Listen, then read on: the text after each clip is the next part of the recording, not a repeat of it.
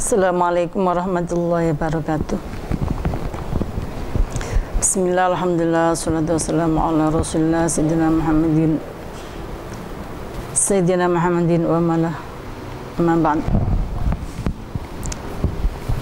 Anak-anakku, murid, santri, madrasah Aliyah Al-I'dadiyah Bahrul Ulum dimanapun berada, mungkin di rumah atau mungkin di pesantrennya, di kamarnya masing-masing, dan juga para muslimin yang berkenan untuk mendengarkan dan menyaksikan pelajaran ini atau pengajian ini dimanapun berada.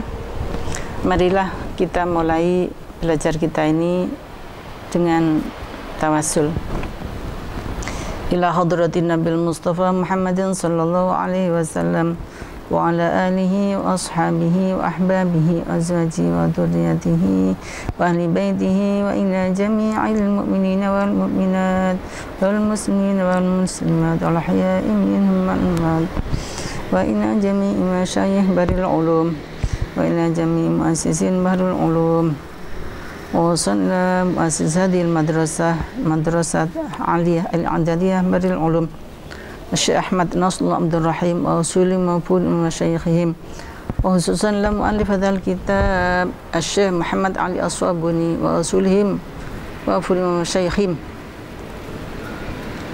wa liridha illa ta'ala wa bi ridha illa ta'ala bi syafaati Rasulullah sallallahu alaihi wasallam. Lahumul Fatihah.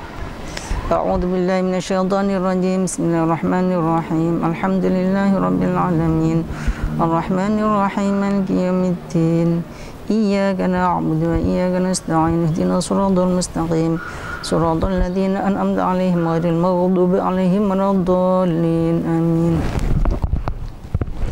Pelajaran kita yang kita ambil dari kurikulum kita, yaitu kitabnya Syekh Muhammad Ali As-Sabuni, pelajaran tafsir yang diambil dari kitab Rawaiul Bayan, Tafsiru Ayatil Ahkam Muhammad Ali As-Sabuni,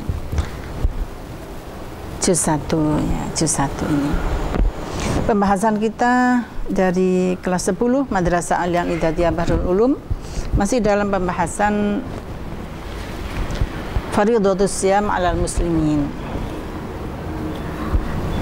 Kemarin kita sudah belajar tentang yang ada kaitannya dengan Siyam, ayatus Siyam, asbabun nuzul, dan juga al-ahkam asy-syar'iyyah, al-hukmul awal wal hukmu tsani. Dan saya sudah menerangkan juga tentang kenapa Syahrul Siyam disebut Syahrul Ramadan, ya, Syahrul Ramadan, Syahrul Siyam, karena Ramadan itu artinya panas, di mana setiap musim puasa itu terjadi pada bulan yang sangat panas, yang mana berfaedah untuk mematangkan kurma yang ada di pohon. Kurma yang kita makan enak sekali itu, Masya Allah. Itu matang. Kalau dibuat musim dingin itu tidak matang, sehingga musim haji itu betul-betul hasil panen kurma itu melimpah karena matang pada bulan Ramadan, bulan yang sangat panas. Jadi kalau di Indonesia ini Ramadan itu panas begini juga nggak terlalu panas dibanding panasnya daerah di padang pasir sana ya. Mungkin kemarin saya ada yang lupa menerjemahkan atau keliru ya. Yang mestinya faja'alahum ka'asfim ma'kul, ada sabu lisan saya. Jadi tentara bergajah itu dihancurkan oleh Allah sampai bagaikan daun yang dimakan ulat. Saya keliru mengatakan yang dimakan lalat, ulat sama lalat. Yang betul adalah bagaikan daun yang dimakan lalat. Daun dimakan lalat itu tidak ada bekasnya. Segede apapun daun yang dimakan lalat itu tak berbekas, sehingga tentara bergajah yang dihancurkan oleh Allah di wilayah sebelum masuk tanah haram itu hancur lebur sama sekali, tak berbekas. Hanya tinggal cerita. Faja'alahum ka'asfin ma'kul. Coba anak-anak lihatlah daun-daun dimakan ulat itu. Tidak ada di bawahnya itu ada rontok-rontokannya atau apa bekas-bekasnya, itu tidak ada. Ini digambarkan faja'alahum ka'asfin ma'kul, saking tak berbekasnya.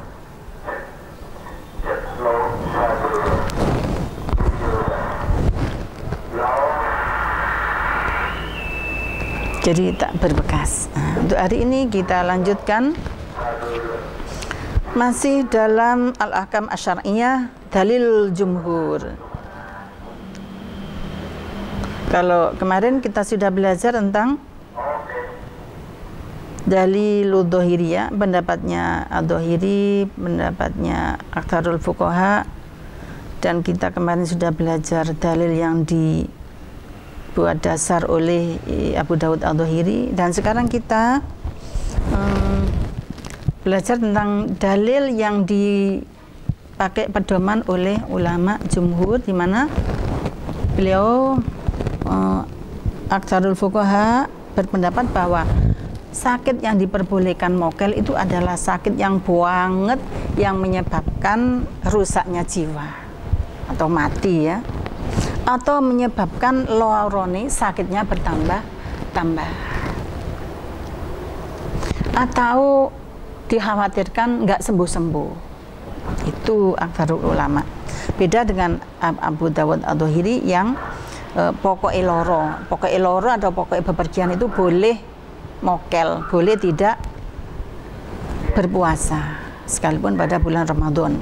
Nah, dalil yang dipakai oleh ulama jumhur ini sekarang, bismillahirrahmanirrahim, dalilul jumhur, istadalla jumhurul fuqaha. Jumhurul fuqaha menggunakan dalil ala annal maradul yasir, bahwa sakit yang ringan, alladzila kalfata ma'ahu, yang tidak ada berat, yang tidak sulit atau yang tidak masyakkoh, la yubihul iftar, tidak diperbolehkan mokel. Biqaulihi ta'ala, dengan firman-Nya Allah Ta'ala fi ayat Syam, di dalam ayat Syam yang kita baca kemarin, yuridullahu bikumul yusra wa la yuridu bikumul usra. Allah menghendaki yang mudah dan tidak menghendaki yang sulit atau yang berat. Makanya kalau berat maka boleh mokel, kalau enteng tidak boleh mokel. Fal ayatu, maka ayat tadi itu qadalat, telah menunjukkan ala annal farodho, bahwa yang harus minatarkhis dari menggunakan keringanan, ikudaf'atul masyaqqati wa doror, menolak kemasyakotan dan kebahayaan. Jadi menolak kesulitan, menolak keberatan, menolak yang bisa menyebabkan penyakit itu menjadi tambah parah. Fa idza kanal maradu khafifan, kalau sakitnya itu ringan, wasafaru qoriban, dan bepergiannya itu dekat, fala yuqalu, maka tidak bisa dikatakan hunaka masyaqqatun, di sana ada masyakkoh. Fala yuqalu, maka tidak bisa dikatakan inna hunaka masyaqqatun rafa'at anisyam, tidak dikatakan di sana adanya kesulitan yang meniadakan kewajiban puasa. Jadi harus ada syarat masyaqqah. Fa ayyu masyaqqatin min wajail isbi wal wadors. Nah, ini jumhurul fuqaha mengkritik pendapatnya Abu Dawud ad-Dhahiri. Fa ayyu masyaqqatin, mana ada masyaqqah, mana ada kesulitan, mana ada keberatan, kalau hanya dengan sakit kelingking, sakit jari-jari.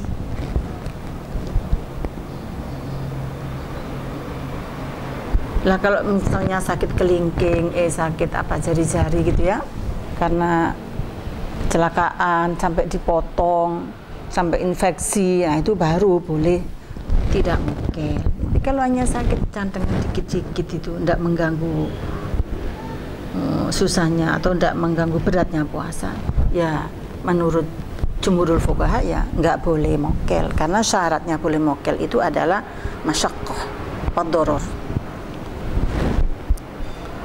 Jadi kalau hanya sakit kelingking ya jangan mokel. Kalau hanya sakit anu, sakit mata sedikit, ya jangan mokel.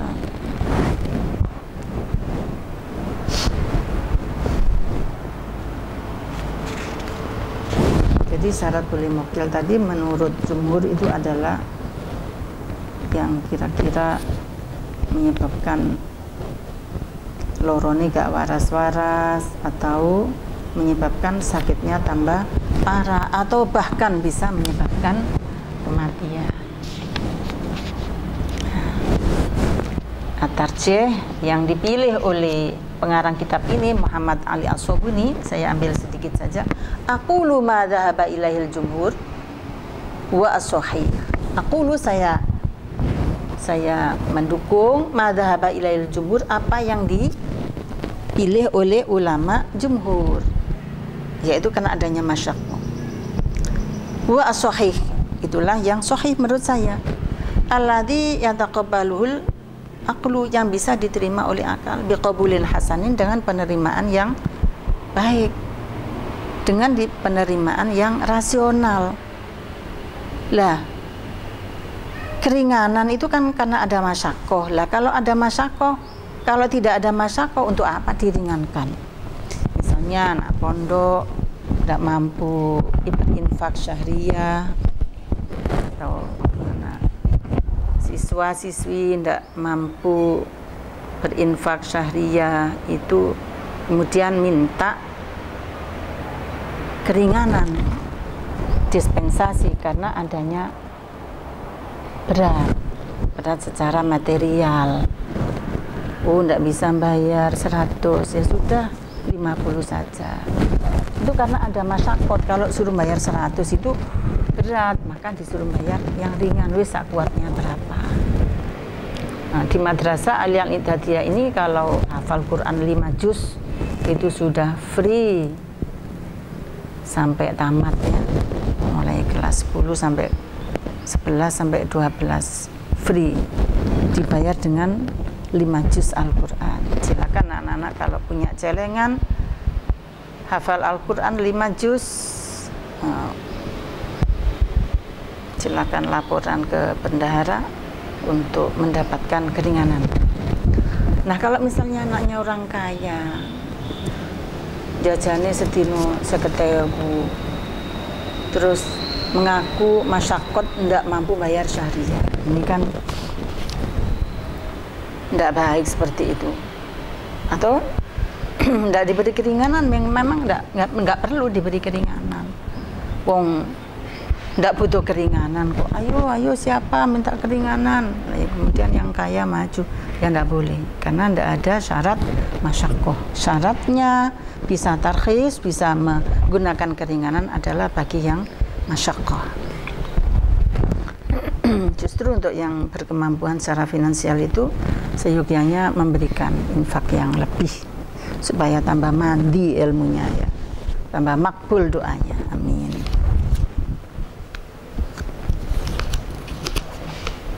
Kita masuk pada al-hukmu tsalits, dan ini pelajaran kita yang terakhir.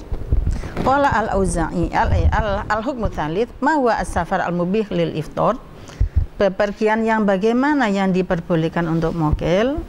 Wa amma safarul mubih, jawabnya adapun bepergian yang diperbolehkan lil iftar, untuk bepergian, faqad ikhtalafal fuqaha, maka berbeda pendapat ahli fikih fihi, di dalamnya, ma'atifaqihim ba'da tifaqihim, setelah kesepakatan mereka, ala annahu la budda ayakuna safaron tawilan, setelah mereka bersepakat bahwa diperbolehkannya mokel bagi orang yang bepergian itu adalah bepergian yang panjang, yang lama, yang jauh. Nah, kemudian mereka berbeda pendapat. Seberapa jauh? Jauh itu ukurannya berapa kilo gitu ya? Berapa puluh kilo? Itu mereka berbeda pendapat ala akwalin atas beberapa pendapat. Jadi mereka sepakat pendapatnya itu bahwa yang diperbolehkan mokel itu kan kalau bepergiannya jauh atau lama. Nah, di situ kemudian mereka berbeda pendapat tentang ukuran lama, ukuran jauh. Qala al-Auza'i, berkatalah Imam al-Auza'i, as-safarul mubih lil fitri masafatu yaumin. Yang diperbolehkan mokel itu adalah perjalanan sehari. Jadi kalau jam 7 ya sampai sore, sehari lah, subuh sampai maghrib gitu. Waqala Syafi'i wa Ahmad, dan berpendapat Imam Asy-Syafi'i dan Imam Ahmad, wa masiratu yaumaini wa lailataini, yaitu perjalanan 2 hari 2 malam. 2 hari dan 2 malam. Wa yuqaddaru, dan diperkirakan bisitati asyara farsakhon, dengan berapa? 16 farsakh atau 85 sampai 90 kilo di Indonesia.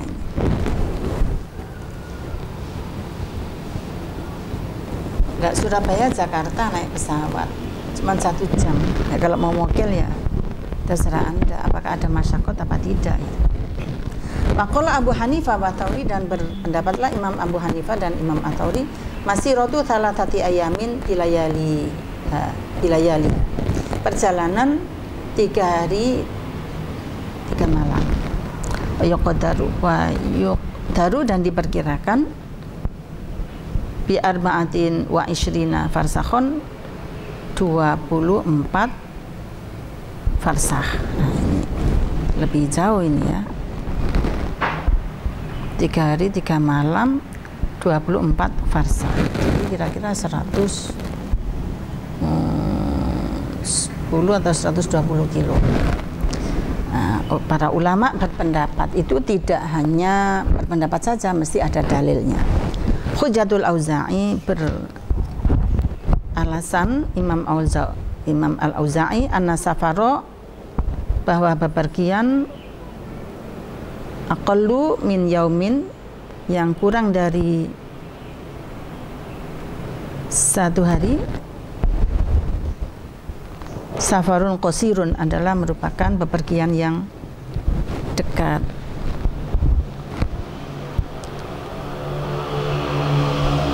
Qad yatafaqu lil muqimi, yang cocok hanya untuk orang mukim. Ya, bepergiannya orang mukimin. Jadi kalau kita hidup di desa Jombang Kota atau di Tambak Beras seperti ini, kalau hanya bepergian kurang dari 1 hari, itu masih termasuk mukim. Wal ghalib, dan menurut kebiasaannya, annal musafir walladhi la yatamakanu minar ruju'i ila ahli fi dzalikal yaum, dan yang kebiasaannya itu adalah musafir yang tidak mungkin kembali pulang pada hari itu juga. Fala budda ayakuna aqallu muddatin li safar yaumun wahid, maka seyogyanya minimalnya bepergian adalah 1 hari, hatta yubahu lahul fitru, sehingga diperbolehkan baginya untuk mokel. Jadi kalau kurang dari 1 hari itu lebih cocok disebut sebagai mukim.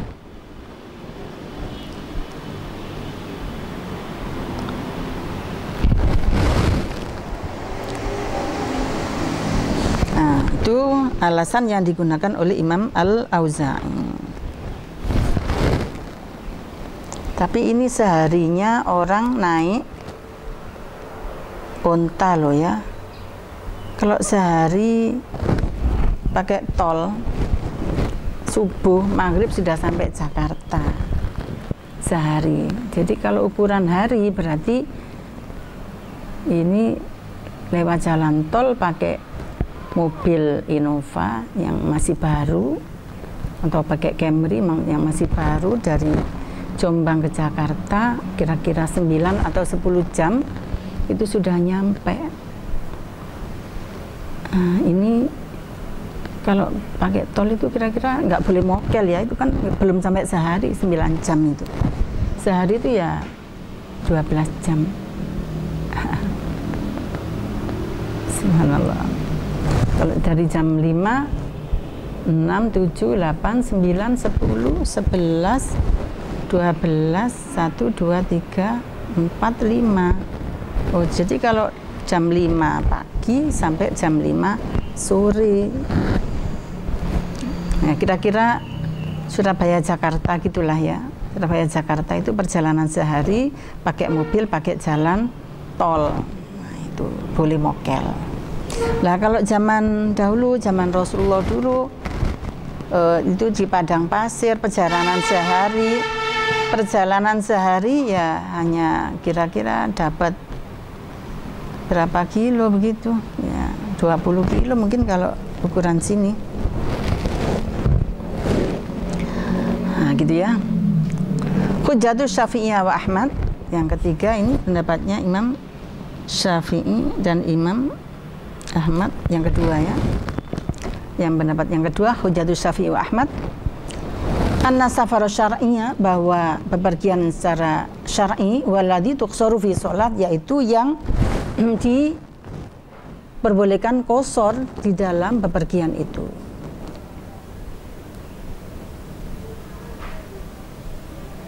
Wa ta'abul yaumil wahid yasulu tahammulu, dan yasulu tahmiluhu, dan bepergian kalau hanya sehari itu ringan untuk ditanggung ya. Ringan untuk ditanggung itu artinya ya enteng gitu ya.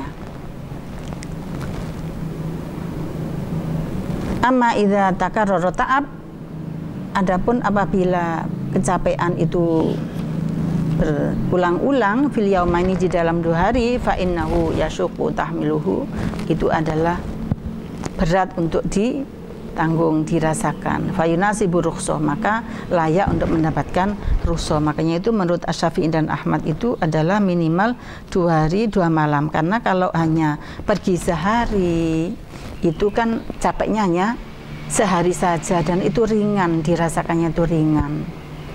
Maka menurut beliau itu belum layak untuk mendapatkan rukhsah. Makanya minimal mendapatkan rukhsah menurut Syafi'i dan Ahmad itu adalah 2 hari 2 malam. Dalil yang kedua yang dipakai oleh Imam Syafi'i adalah tanian marwiya anin Nabi annahu qol, apa yang diriwayatkan dari Nabi bersabda, Nabi SAW bersabda, ya ahla Makkah, wahai ahli Makkah, la taqsuru, janganlah kamu mengqasar salat fi adna min arba'ati burudin, dari perjalanan yang kurang dari 4 burud, min Makkah ila Aswan, kira-kira dari Makkah ke Aswan.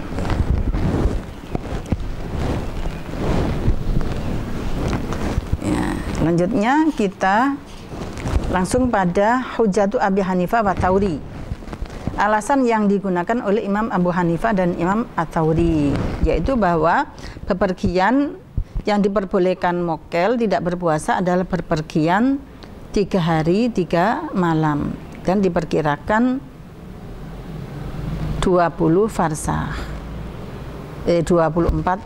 farsah ya, 120 kilo gitu ya, kira-kira seperti itu. Hujjah Abi Hanifah wa Tsauri. Awalan, wahtaja Abu Hanifah beralasan Imam Abu Hanifah bi anna qaullahu ta'ala, bahwa firman Allah Ta'ala, faman syahida minkum syahra falyasumhu, Al-Baqarah 185, yujibu shaum, mewajibkan adanya puasa. Walakinna taroknahu fi thalathatil ayyam, akan tapi kita meninggalkannya pada 3 hari. Lil ijma' ala rukhsati fiha, karena ada kesepakatan untuk menggunakan rukhsah di dalam waktu 3 hari. Amma fi madunaha, adapun dalam waktu kurang dari 2 hari, fa mukhtalafun fi, maka itu diperselisihkan kebolehannya. Diperselisihkan kebolehannya. Ya ada yang boleh, ada yang tidak, maka itu kan mukhtalaf alaih. Fa wajaba, maka wajib as-shaumu, puasa. Ikhtiyatian, karena berhati-hati. Jadi pendapat yang paling berhati-hati di sini pendapatnya Imam Abu Hanifah wa Tsauri, karena kalau hanya berpergian yang kurang dari 3 hari 3 malam itu diperselisihkan adanya mukhtalaf alaih. Fa wajaba mukhtalaf. Fa wajaba shaumu ikhtiyatan. Alasan yang kedua yang dipakai oleh Imam Ats-Tsauri dan Imam Abu Hanifah adalah wahtaja biqauli alaihi salam,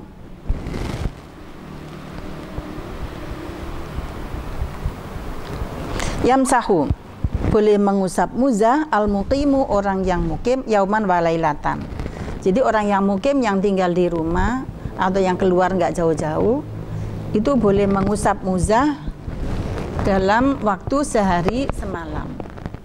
Wal musafiru, dan orang yang berpergian, thalathata ayamin walayaliha, boleh 3 hari 3 malam, tidak melepas muzah. Muzah itu sepatu dari kulit yang tidak tembus air. Inilah yang dipakai alasan oleh Imam Abu Hanifah dan Ats-Tsauri. Faqad ja'ala syari' Allah Subhanahu wa taala menjadikan illatal mashi, alasan mengusap muzah, tidak memakai tidak usah tidak menggunakan air untuk membasuh kaki, karena memakai muzah sepatu kulit itu thalathata ayamin, selama 3 hari. Faja'ala syari'u ilatal masih thalathata ayamin, thalathata ayamin 3 hari, lisafari, untuk orang yang bepergian. Warukhasu la tu'lamu illa minasyar'i, dan rukhsah, keringanan, dispensasi ikulah tidak diketahui kecuali dengan ajaran syariat. Fawajaba ya'tibaru tsalati safaron syar'iyan, maka wajiblah menggunakan 3 hari ini sebagai safar secara syar'i, safar secara syariat yang diperbolehkan untuk mokel. Safar yang diperbolehkan untuk mokel secara syar'i, syariat.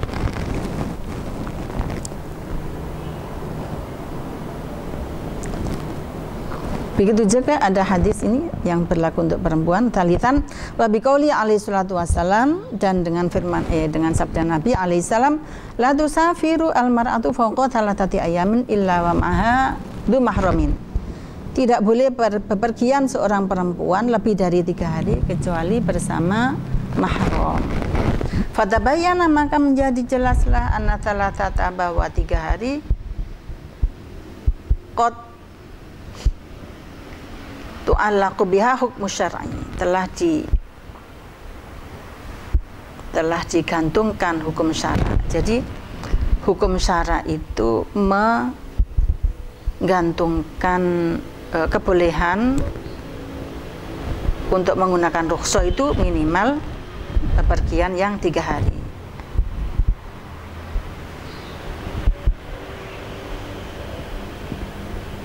Ya, seperti itu. Wa ghairuha lam yata'allaq, dan selain 3 hari itu tidak dikaitkan. Fawajaba, maka wajiblah takdiruha, untuk mengkira-kirakan fi bahatil fitri, di dalam hal diperbolehkannya mokel. Jadi ini dikaitkan dengan 3 hari. Semua diperbolehkannya rukhsah itu adalah dalam waktu 3 hari, ya. Tentu saja 3 hari 3 malam. Perempuan boleh bepergian tidak boleh bepergian lebih dari 3 hari 3 malam kecuali dengan mahram.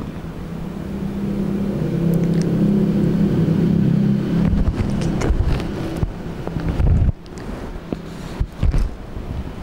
Sampai di sini pelajaran kita, dan masih panjang sebelumnya kalau kita ikuti semua tafsir dari Muhammad Ali As-Sobuni tentang ayat Faridatus Syam alal muslimin. Akan tapi untuk kita yang masih mau belajar tafsir di tingkat permulaan ini, kita ambil yang pokok-pokoknya saja.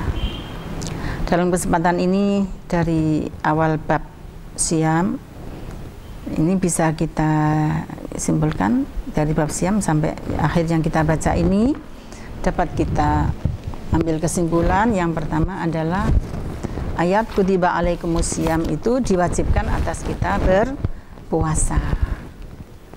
Kama kutiba alladzina min qablikum la'allakum tattaqun. Sebagaimana diwajibkan atas orang-orang sebelum kita. Jadi sebelum kita kaum muslimin umatnya Nabi Muhammad ini sudah ada kewajiban puasa. Diharapkan untuk bertakwa. Yang mudah-mudahan setelah Ramadan nanti takwa kita kepada Allah itu semakin mantapnya. Dan perlu diketahui bahwa ayat 183 dari surat Al-Baqarah itu dinasakh dengan ayat 184. Jadi ayat 184 dinasakh dengan ayat 185. Kalau sudah dinasakh itu sudah tidak diberlakukan lagi hukumnya, tapi ayatnya tetap. Ini termasuk kalau kita belajar ilmu tafsir termasuk mansukhul hukmi ma'a baqa'id tilawah. Hukumnya dihapus tapi bacaannya tetap. Kemudian bagi yang sakit atau bepergian boleh tidak berpuasa, tapi wajib qadha. Dan tidak boleh ditawar ini ya, wajib. Faman syahida minkum syahra falyasumhu wa man kana maridun wa ala safarin fa'iddatum min ayyamin ukhra. Faman kana maridun aw ala safarin fa'iddatum min ayyamin ukhra. Ya, di sini yang disebut oleh Allah adalah maridun aw ala safarin, orang yang sakit dan orang yang bepergian. Bagaimana dengan haidah dan nufasa, orang-orang yang haid dan orang-orang yang nifas? Itu kita menggunakan hadis yang diriwayatkan oleh Sayyidah Aisyah di dalam kitab Sahih Muslim. Itu diterangkan bahwa nu'maru biqada'i shaum wala nu'maru biqada'i shalah. Itu diriwayatkan oleh Sayyidah Aisyah. Ini bisa dilihat di dalam kitab Sahih Muslim. Nu'maru biqada'i shaum wala nu'maru biqada'i shalah. Itu beliau katakan, beliau ceritakan bahwa ketika haid Ramadan itu beliau hanya diperintahkan oleh Nabi untuk qada shaum tapi tidak qada shalah. Inilah bahwa ayat Al-Quran atau Al-Quran dan As-Sunnah itu tidak bisa dipisahkan. Kalau kita tidak mengakui As-Sunnah itu atau mungkirus sunnah, ada paham mungkirus sunnah itu, jadi yang wajib qada hanya orang yang sakit dan yang bepergian saja. Alasannya karena tidak ada di dalam Al-Quran. Mereka hanya mau menggunakan Al-Quran, tidak mau menggunakan As-Sunnah. Itu disebut paham mungkirus sunnah. Di Indonesia ini ada juga, paham itu ada. Tapi kita jangan ngikutin itu ya. Taraktu fikum amroini lan tadillu ma tamassaktum bihima kitabullah wa sunnatu rasuli. Aku tinggalkan kepada kalian semua dua hal. Kalau kalian berpegang pada dua hal itu, maka kalian tidak akan sesat. Yaitu kitabullah wa sunnati rasuli. Kitabullah wa sunnatu rasuli. Kitabnya Allah dan sunnah Rasulullah. Makanya ngaji tafsir juga ngaji hadis ya, di Madrasah Aliyah Al-Intihdadiyah. Madrasah Aliyah Al-Intihdadiyah ini kita gunakan hadisnya, hadis Ibanatul Ahkam Syarah Bulughul Maram. Tidak Bulughul Maramnya tapi syarahnya. Ini lebih mendetail kita untuk bisa mempelajari hadis ya, dan lebih memberikan informasi kepada anak-anak tentang ilmu-ilmu yang berkaitan dengan hadis riwayah ya, dengan hadis diroyah.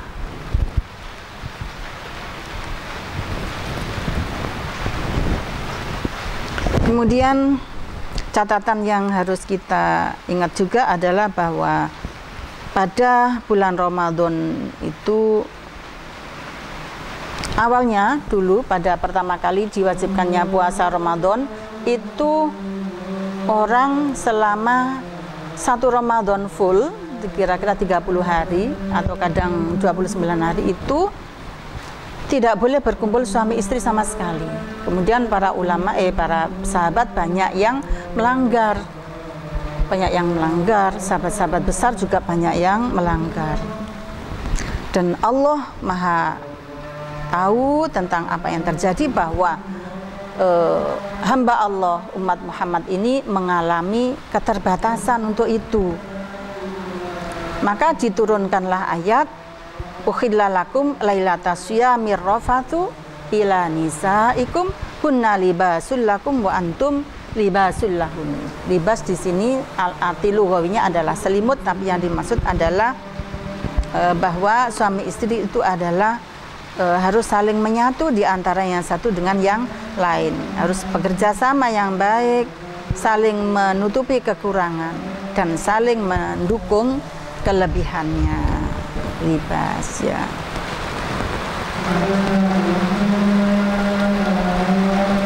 Dan kenapa bulan Ramadan itu disebut Ramadan? Karena bulan Ramadan itu pasti terjadi pada musim panas. Ramadan itu artinya panas ya. Panas. Sehingga disebut bulan itu disebut dengan bulan Ramadan. Nah, itu saja yang kita bisa pelajari untuk kesempatan hari ini. Mudah-mudahan kita akan bisa bertemu dalam kesempatan yang lain, dan insya Allah nanti kita akan ganti bab. Untuk Faridatus Syam kita tutup sampai di sini, dan insya Allah kita akan ganti bab yang lain. Setelah puasa kita akan